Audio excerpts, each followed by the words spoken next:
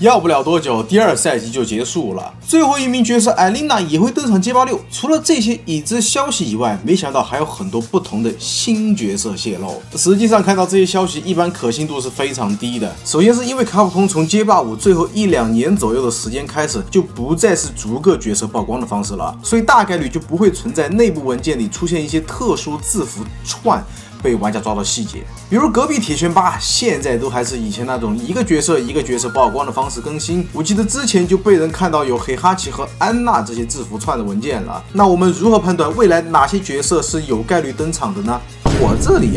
倒是有自己且仅代表我个人认为还算有一丝丝合理的推断。首先我们来看这2年卡普空更新的角色逻辑。第1赛季分别是拉希德、阿鬼、艾德、好鬼，一个 BOSS 一个新人，2个5代老角色。第2赛季分别是维加、特瑞、不知火、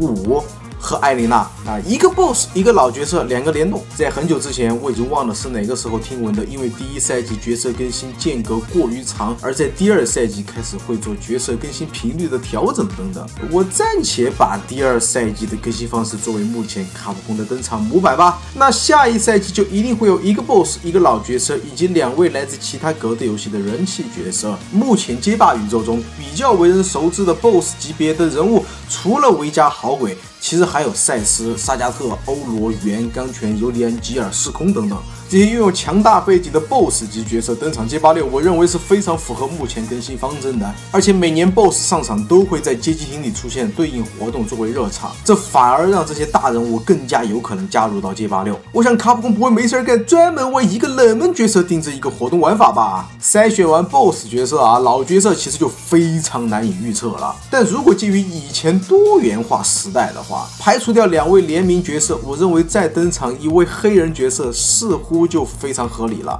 比如达德利、拜森、肖恩、尤巴、麦勒特等等都有可能，甚至还有曾经为了过审故意模糊性别的毒药登场，也不是不可能呀。不过现在的话，只能说不排除卡普空还会贴合多元化，所以暂且这些角色也是有可能会登场街霸6。那还有2名联名角色，其实这个卡表要是还想联动，那么这些角色也不是特别难猜吧？如果是最后装备，那是不是寸拳侠和海豚人就能登场街霸6了？如果是铁拳，那么利奈和利娜是不是都有可能登场了呢？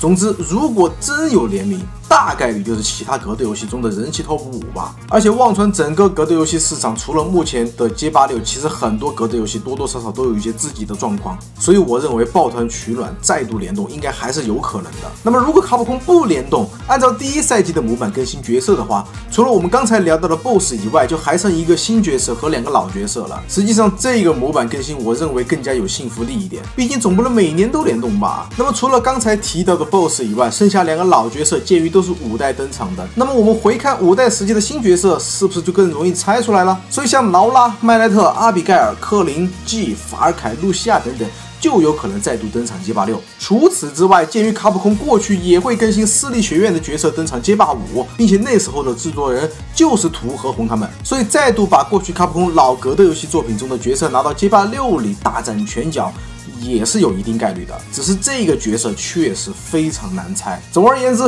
过去3代、4代的人气角色再度登场街霸6，它不是没有可能的，只是现在这个调性，卡普空在让人失望这一块从来没有让人失望，好吧？那么总结一下我这个结论的推算，像赛斯、吉尔这样 BOSS 级别的角色登场概率很高，然后再是街霸5里面的新角色成为街霸6的新角色，最后再是一些符合多元化的角色。反正越是听说一些人气角色回归就越有可能是假的。除非街霸6要暴毙了，赶紧上人气角色救命！不知道大家对我的这个推算是如何看待的不妨分享一下各位的猜想思路。大家最期待哪些角色登场呢？那么本期就聊这么多了，盼着未来会登场哪些角色，不如和我一起等等新角色艾琳娜的表现是怎么样的吧。最后一个问题，如果我不是秃头，你还愿意叫我一声艺术家吗？我是秃头，一位草根艺术爱好者，我们下期再见 ，Adios。